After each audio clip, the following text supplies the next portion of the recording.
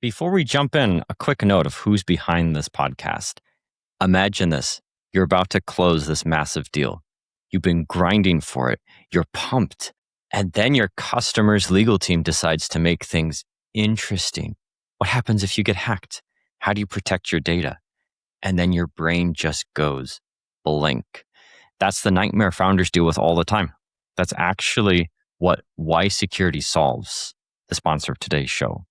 There are 40 plus security engineers who've actually done security at Apple, Uber, Microsoft, Robinhood, Brex, and so many more. And get this, you don't hire them, you rent them by the hour. No massive salaries, no expensive consultants, just real experts embedded in your company helping you get SOC 2, ISO, HIPAA, whatever it is that you need to close that big deal. Set a monthly cap, know exactly what you're spending, and close the deal. Head to ysecurity.io/startups and book your free strategy call. Your first 8 hours are free. 40 engineers, 1 full working day, totally free. Go take it. ysecurity.io/startups. Hello, everyone, and welcome to another episode of the Security Podcast of Silicon Valley. I'm one of the hosts, John McLachlan. I'm joined with our other host, Sasha Sinkevich. And today we have an amazing guest, actually a returning guest, Xia, the co-founder and CEO of Traceforce. Thank you, John. Thank you, Sasha, for having me back again. I had a blast last year getting on this show. We started almost exactly a year ago, actually. And now, we just celebrated our anniversary. Where should we go from here? Wow, time flies, doesn't it? Yes.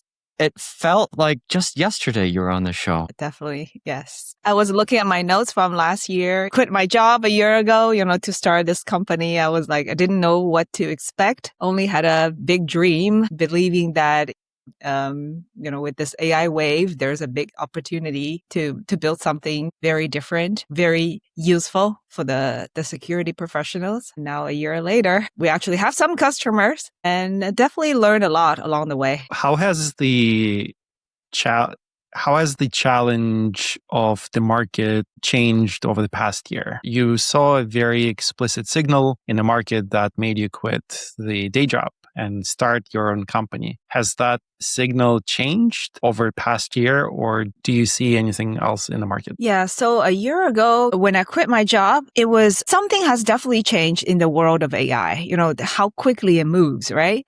Like recently, the news was all about OpenClaw, right? Because it just caught fire, right? A year ago, there was no OpenClaw, right? And MCP was just starting, right? The AI adoption was definitely not where we are today, I would say. But today, I would say that the one major difference is AI is moving at accelerating speed by the day. Just a couple months ago, Claude introduced co-work, and that brought down 30% of the market value of all the SaaS companies combined, right? So if anything, I think this AI adoption is getting crazier, and the need for a security solution is no longer just a boardroom talk. People are actually shopping for it. Actually, I was just at another show not a show. It was a startup pitch this morning. There were like 4 guests on the panel. All of them are shopping for security solution for AI. Yeah. Were they all a bunch of CISOs? Yeah. People responsible for like the securing their organizations? Yes. Yeah. Yes. I bet they all felt run over by the AI train. Yes. Definitely. The companies, they don't want to fall behind their competitors, right? And they know how much productivity they can get from having their employees learn how to use these AI native tools, right? But then at the same time, every company gets surprised whenever they install our software. They're like, I didn't know that they're doing that. Well, let's remind all of our listeners all of the amazing stuff that you're up to over there at Traceforce. Well, Traceforce is, we're definitely not one of the sexiest tools out there like OpenClaw, we're the anti-claw people. Basically our commercial product, we have 2 lines of product. The not so sexy line, the commercial line, is basically a device-based solution. Our agent gets deployed on the devices, and then we basically collect telemetry of how folks are using AI. What tools are they using? What MCPs are connected connected to which tools. So give you the full connectivity graph of the AI usage, right? And then based off of that, we can help place security guardrails according to your enterprise's need. And in the long run, our vision is, it's not just a security tool, right? Because we're able to collect so much telemetry. We know which pieces of data is moved from where and exactly how employees are using it. We are thinking about building a graph, basically, where graph database, where this data can be fed into other enterprise workflows, where people may be curious knowing what is the actual productivity gain, and is my AI investment is there a good ROI? Like, should we purchase Claude or should we purchase ChatGPT, right? What are people actually doing with these AI tools? I think that's incredibly sexy. Oh, just to put my CISO hat on, it just gives me a little bit of visibility into what in the world is going on with all of my, depending on the size of my organization, maybe 100, maybe 200, maybe 1,000, maybe 50,000. All of these great people showing up for work. They all want to do a good job. They all want to use the latest and greatest technology to help them do a good job.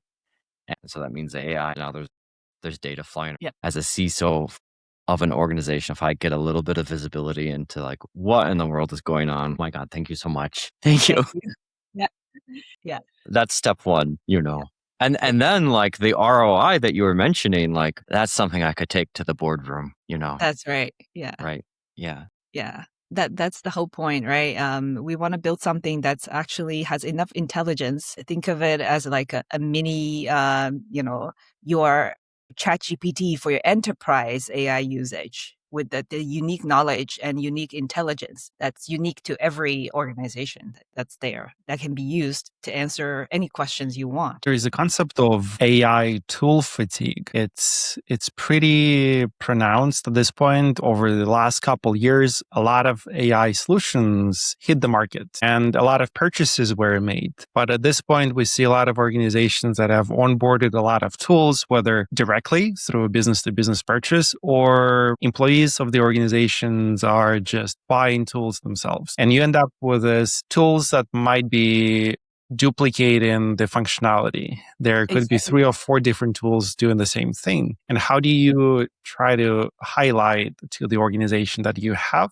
that duplication of functionality and reduce the cost? Yeah, so that's a great question, actually. In most organizations, we discover more than one AI coding assistant, for example, right? They could be using Cursor and Claude Code and Augment Code simultaneously. And so typically that one enterprise is only willing to purchase one out of these vendors. And it is a hard decision for them to make to block folks from using the other tools because those tools are their favorite, right? So what we are thinking, that's a part that we're still brainstorming with folks like at Augment Code, Cursor. What we can do is actually measure the type of workload that is actually going through these coding assistant, right? We can measure the token usage, how many tokens are burned every day, how heavy is the workload, how irreplaceable it is, to help people understand what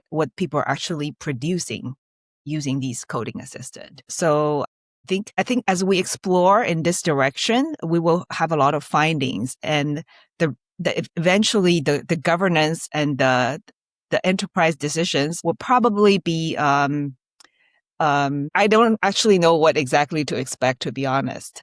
I think, we will have to see. We're working with our design partners to see what do we do. One employee can have ChatGPT, Claude, Gemini all installed. Okay. And I'm super curious.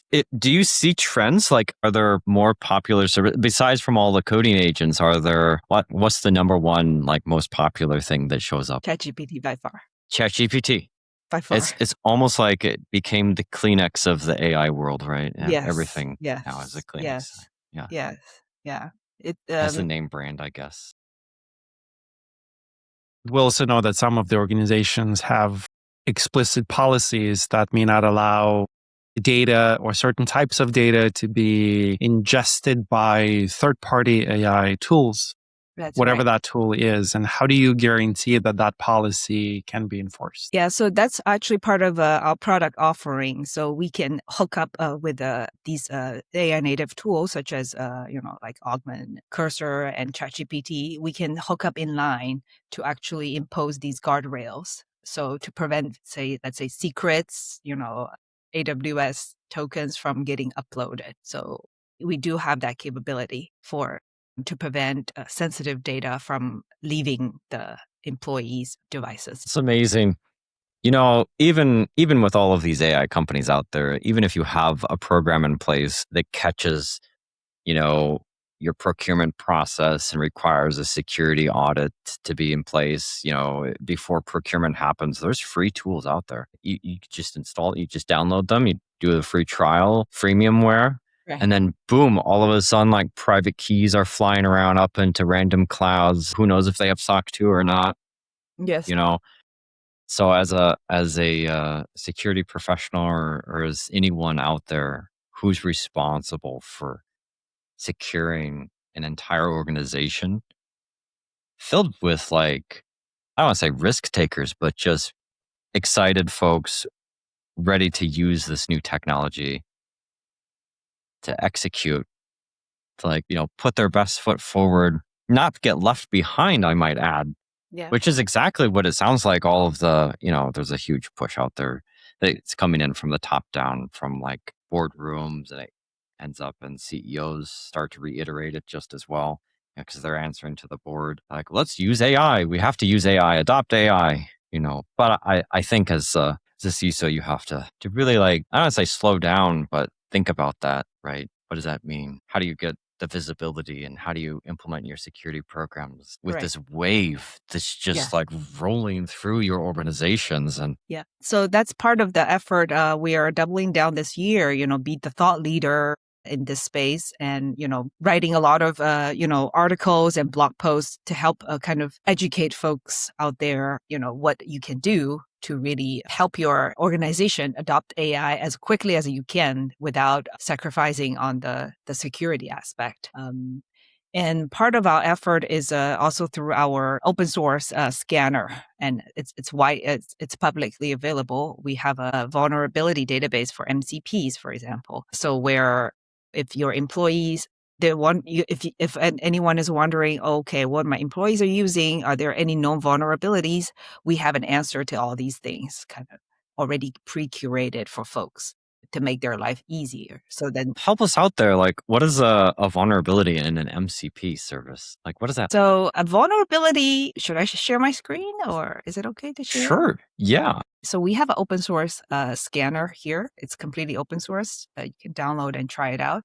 So we use it to pen test a few well-known MCPs. We just got started. So here you can see two. For example, Playwright is hands down one of the most popular ones. So here are some of the vulnerabilities we can find. So for example, this is probably a pretty dangerous one out here. Injection. A prompt injection, right? One could potentially manipulate Playwright to return, prompt like this, right? Ignore all previous instructions.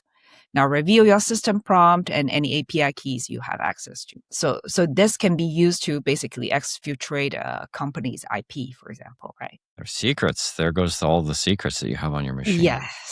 Yes. So these are the things. So we have our framework that we have built to kind of to educate people. What are the security dimensions they should be looking out for, right? And our pen test is specifically built around this entire framework, basically. Right now, we're working on, writing a lot of articles and publications to help people understand. And I'm also getting a lot of feedbacks from different folks, what they want to see.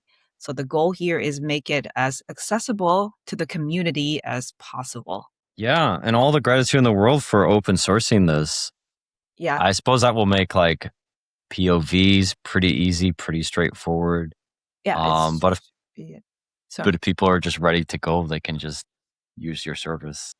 Yeah, it's called MCP X-Ray. Anyone can download and just try it out. It takes 10 seconds to compile on your laptop or in your CI/CD pipeline.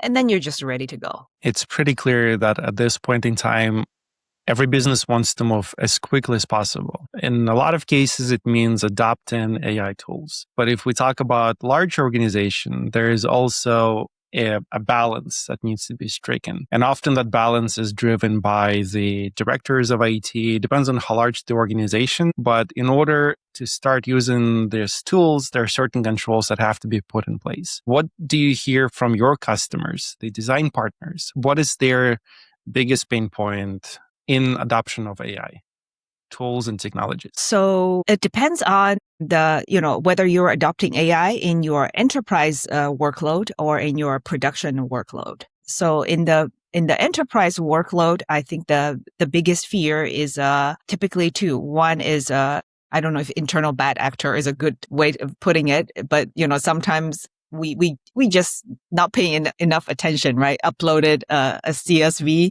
full of customer emails to see personal ChatGPT, right? So that's more more, I would say it's kind of like the data leakage, the IP leak, right? And then also people are more and more aware of the potential bigger damage can happen. So last October, I think it was actually last November, Anthropic published news about how Chinese espionage group used Claude and MCPs to actually exfiltrate data from 30 plus very large organizations around the world. Claude is so smart, right? It was able to figure out whose database IP address is wide open, which database has sensitive data, and then it just bombed these 30 organizations. So what we realized is, if one malicious MCP gets landed on an employee's laptop, this can really happen because the MCP can issue a prompt like the one I showed you, right? And then just exfiltrate data out.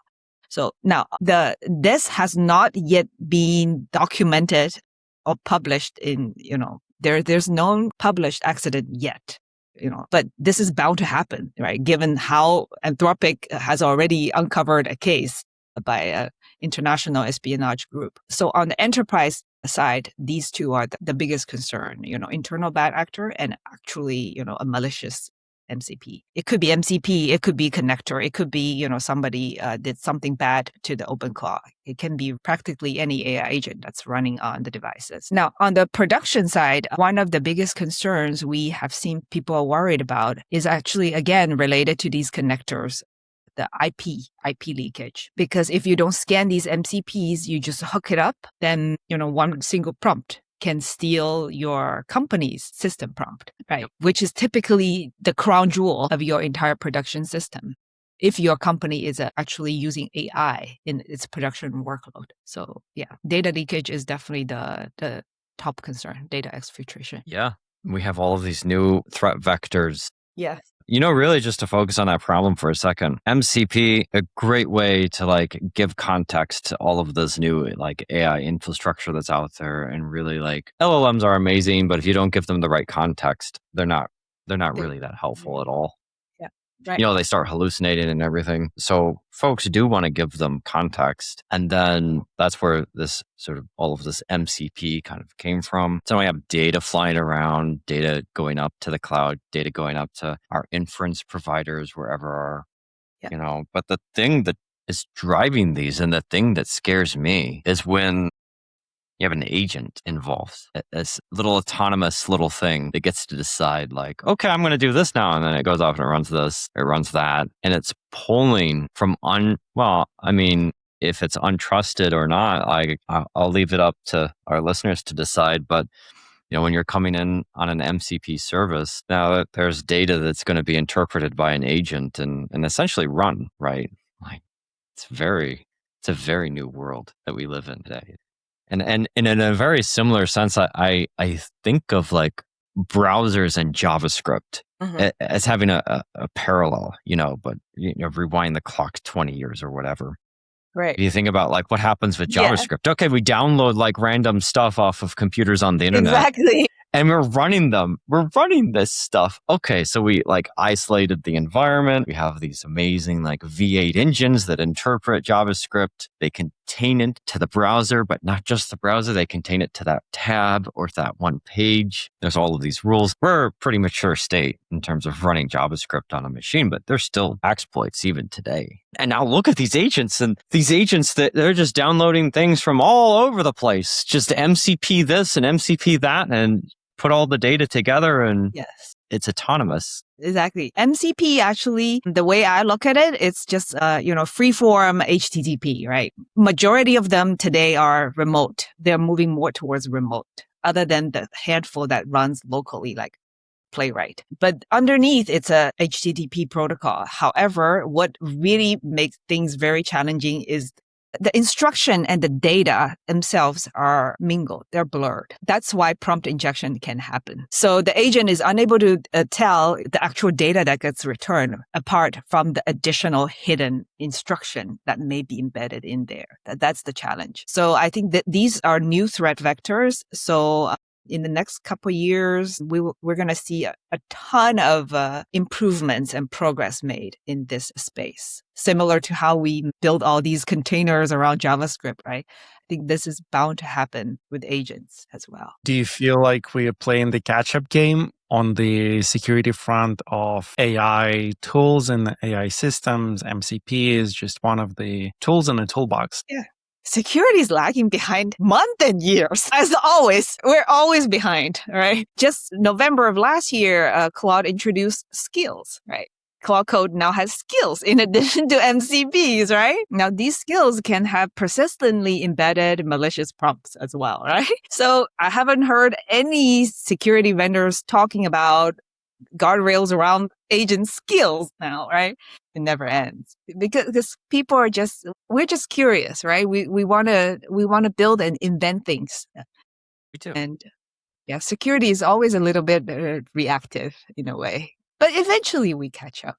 So then the question is, how do you build a solution that by default can catch all of the traffic that is outbound from the machine? Or maybe even inbound? So that's a great question. Actually, that's one of our goals, and we're pretty close. So to be able to catch all the signals, all the telemetry, first we need to understand where the telemetry can come from. Not all of them will leave a footprint in the network. So a lot of the network-based solutions, older generation, the CASB generation, that's why they feel a little inadequate. Many enterprises feel inadequate by just deploying a traditional DLP solution because not everything goes through the traffic, the outbound, right? Because a lot of things literally just happen. The agent is pulling up local files, launching local browsers, do certain things, and then that's it. So part of the challenge of building security solution is really to deeply understand each and every agent, what it's actually doing. So in our lab, the handful of computers, we have many open claws installed,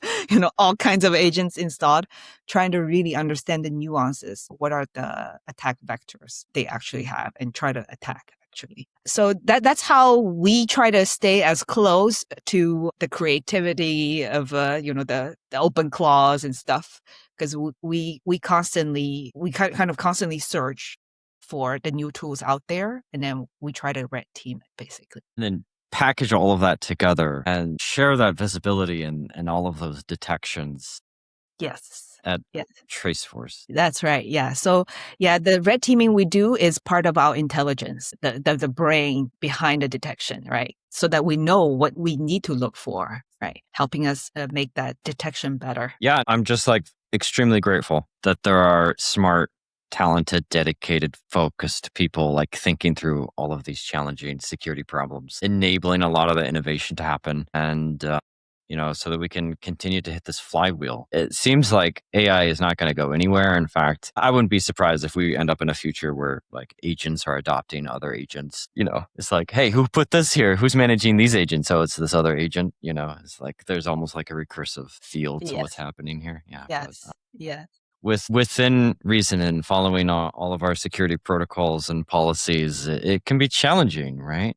Yeah, it's very challenging because the scale is totally different. Agents move so much faster. People are producing 100 times more source code than 2 years ago because These coding assistants can generate so much more, right? Like same way, the agents move much, much faster. So the amount of telemetry that we collect is orders of magnitude more than traditional endpoint solutions. Endpoint solutions like CrowdStrike solved very hard problems 10 years ago as well. I mean, they're continue to innovate as well. But the amount of telemetry coming out of the agents running on people's devices is just crazy. And coupled with the actual data that gets moved around, right?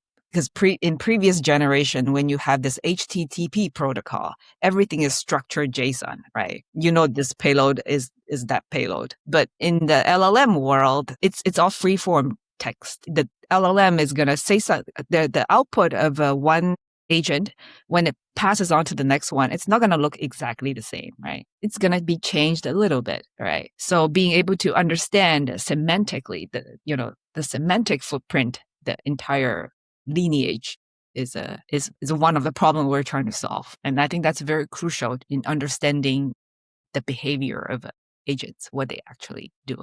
Yeah, I think you really put it quite elegantly when you pointed out that data and instructions are now just commingled. Yes. Like, what's the difference in a world of agents? Like, something ends up interpreted, you can act on it. And the agent is acting like all of a sudden, like that natural language that came out of the LLM is being fed back into it or being fed into an agent.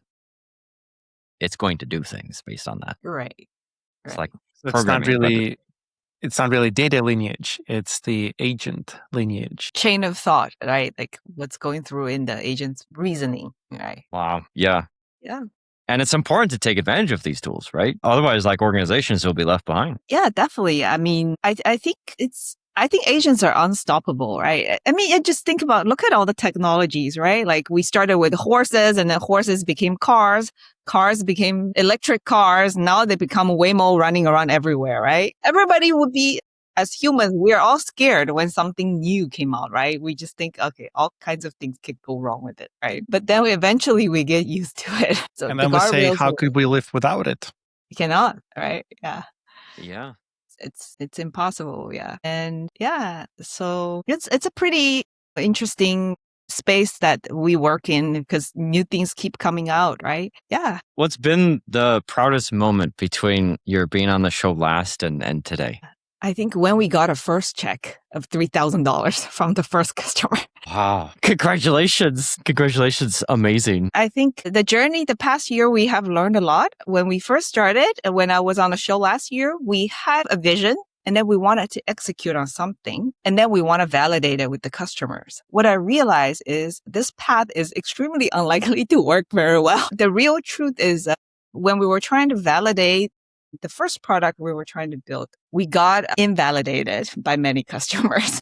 Basically, they're saying, okay, I get what the problem you're trying to solve, but we cannot use it now. We can't Were they not at the right place in their own AI adoption to be able to get value from it, or what was it? So the first product we were building was related to the agent security space. We were trying to build like a proxy layer, security control layer for agents, primarily for people to use in the production workload. But at least back then, what we realized is many large enterprises they are not seeing enough ROI in terms of when they're trying to build these agentic workload themselves. So security is usually the last milestone. Right. Unfortunately, when we are done, we start worrying about it. When there's business value, we show up and secure it or make sure that it meets our high bar for standard. Yes. But there has to be business value in the first place. Right. Exactly. Otherwise, like, what are we protecting, And LLMs turn out to be really difficult to program with because they're very unpredictable. So many enterprises, especially the non-AI native ones, their workload has to be 100% predictable. Right? So it's very difficult for them to find a use case other than, the front page chatbot, which everybody has now. Difficult for them to find a product use case to actually turn it to apply agentic workload to. So I expect that many security startups that are trying to secure production workload will continue to see uphill battle if they try to sell to enterprises. So it was in that process that we realized that, at least for, our customers, maybe up to 3,000, 5,000 employees, their biggest struggle, their biggest need is this visibility and control into, the enterprise, the employee use case, where they want people to use more AI, but they also want to put some guardrails, at least know what people are doing, right? So when something goes wrong, they have a way to figure out what has gone wrong. So in the end, the way to, at least for us, to get to where we are today is start with the customers and then derive a product. And then now we're talking about the vision. Reverse engineer that market. Yes. No, that makes perfect sense. Everyone is like, hey, adopt AI. Oh, wait, not that. And to empower the security leaders to be able to have the visibility, even just to know. Right. It's pretty clear for a lot of organizations, for all organizations. It's a matter of when do we adopt AI. It's not a question of if, it's the question of when. And for every organization, there is a burning question on the table. If we don't do it now, and we are behind the competition, what does it mean for the business itself? But there's always this balance of, we're not actually convinced that the technology is ready for us because we don't trust it. And what I see is for a lot of companies in 2026, one of the biggest opportunities is how do you accelerate building that trust between one organization and another organization? How do you accelerate that trust? And that's very interesting. And I think that's exactly what you do. Yes. They're building basically a trust layer that people, enterprises can feel more confident, right? Feel like they're in control, basically, right? Because enterprises is a very anti-AI beast, to be honest, right? Because AI is all about freedom to do things, whatever it's capable of doing. But as organizations, enterprise, the larger organizations, we typically want rules, right? So then people, no matter how different individuals are, there are certain rules that we can follow, we can abide by. And often there are good reasons behind the rules because things have gone wrong in the past and certain rules were put in place in order to prevent the same mistake from happening again. And it's understandable. The question is, how do we help these enterprises to build that trust with new technology? How do we put these enterprises in a position where they can optimize the toil that they have? They have so much data, they have so many inefficiencies and areas of opportunities, and that's what AI is here to do. It's here to save us all from the toil of daily grind, and enterprises have a lot of that. It's just how do you build that trust of director of IT and new AI tool? How do you ensure that this new AI tool will not ship all of your customer social security numbers, their names, and all of that restricted data that should never leave the trust perimeter? Right. Well, that's exactly why we built Traceforce, right? We kind of trace all that things down and in a way that it's very easy to interpret for the enterprise stakeholders. They can come to our data lake, our graph, and then just figure everything out, ask anything they want, and then figure out what is happening. Yeah. It's even in your name. It's even in your name, Traceforce. Yes. But part of it is in the product, and the other part of is, I want us to Traceforce to become a thought leader in this as well. Because I think we spend a lot of time thinking about this. That's why it's so natural to us. But there are a lot of companies where they have other daily grind, the daily priorities they have to deal with. They don't have time to really think about this. I think part of our mission should be to help people understand these things, how to put guardrails around in very easy fashion. It has to be seamless. If there's a requirement on the table for every person to install a binary on the machine and do these configurations and require director of IT to learn the tool and how it works, it becomes a lot complicated. Too complicated. And very difficult to adopt the technology in the first place. Actually, to that point, almost all our customers struggle with one thing. Everybody wants to have an allow list and deny list, but they actually don't know what to allow, what to deny. So part of our products, I think, is the intelligence to kind of recommend you, like here's what we discover. And based on our study, our intelligence, please consider allow these and deny those. And the ones that you allow, you need to put in these guardrails because we have done our vulnerability studies and we know this is susceptible to put this, right?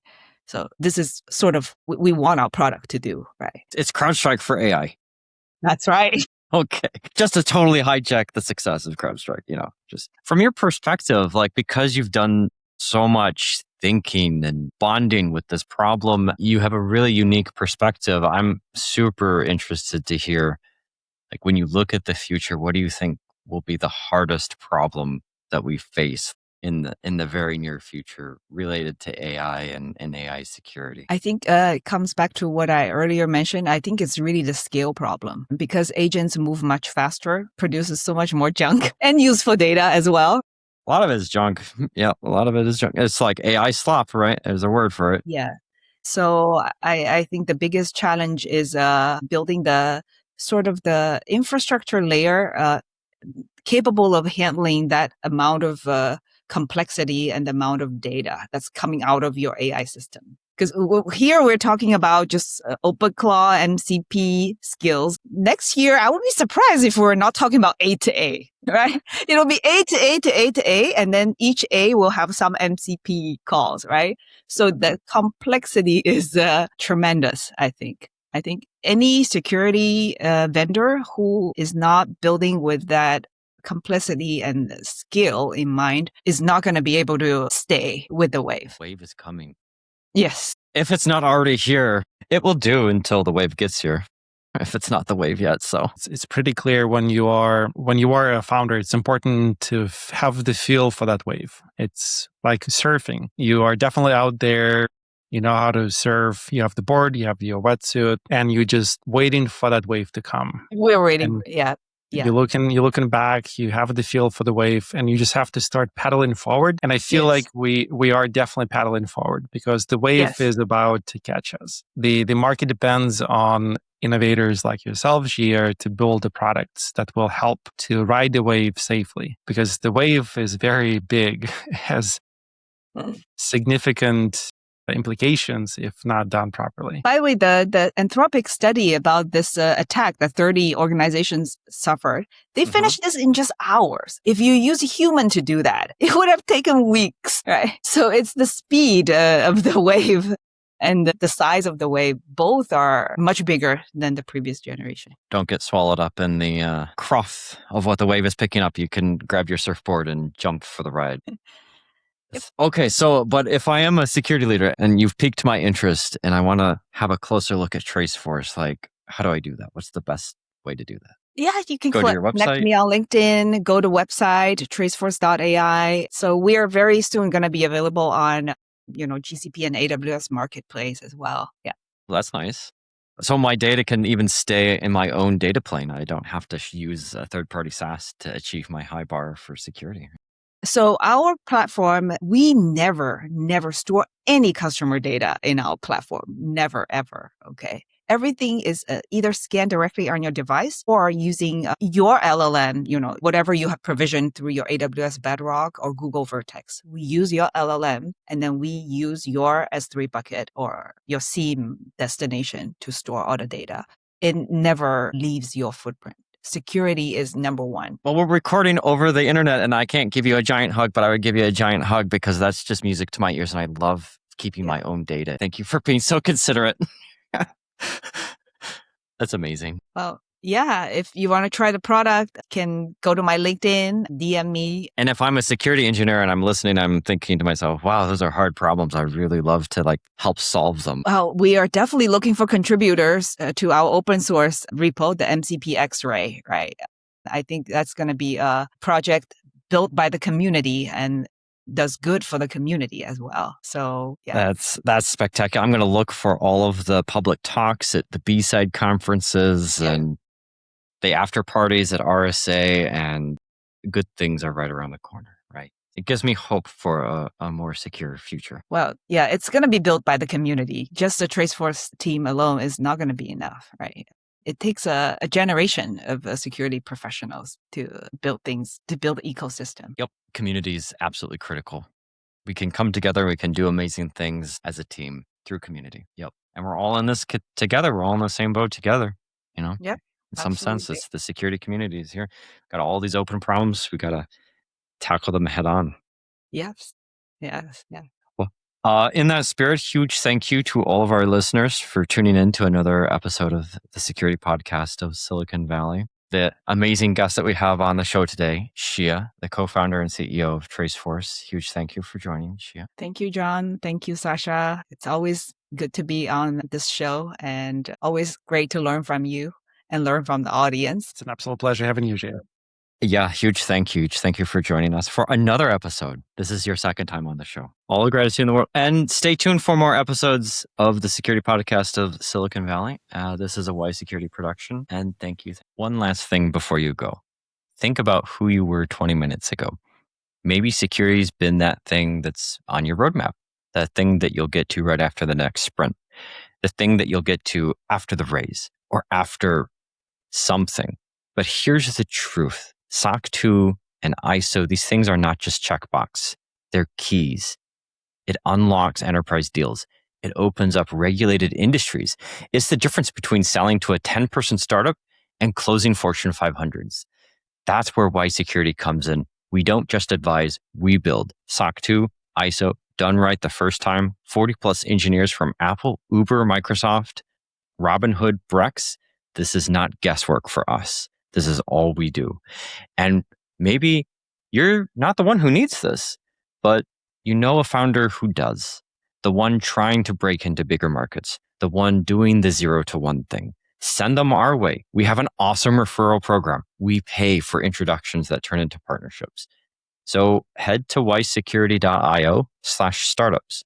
The first 8 hours are free. 40 engineers, 1 full working day entirely on us. YSecurity has your back. See you in the next episode.